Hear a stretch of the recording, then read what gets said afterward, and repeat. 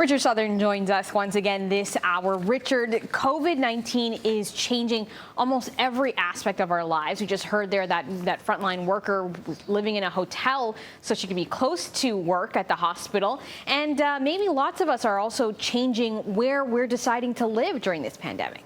Yeah, this is really, really interesting. And it's still early days, but we are starting to see signals, Ginella, that some of us are abandoning downtown, looking to buy homes further afield.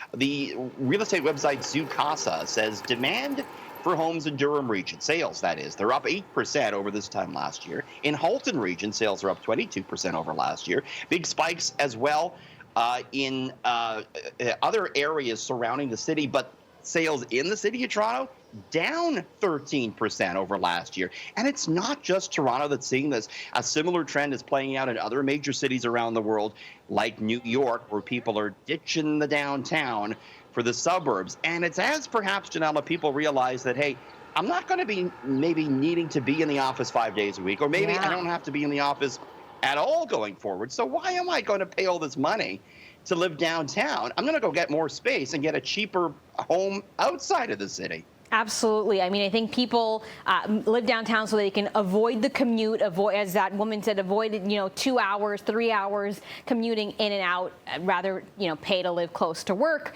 But if I don't have to go into the office, then I can buy a cheaper house.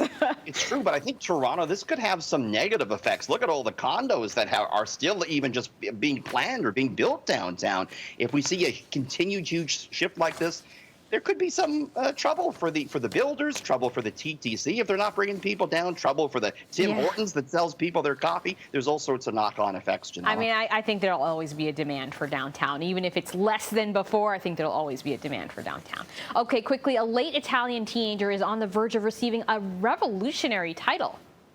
A saint being canonized. This is pretty interesting. And they want to make him, the Vatican, the patron saint of the internet, Ginella. So they're getting a bit forward thinking there in the Vatican, perhaps.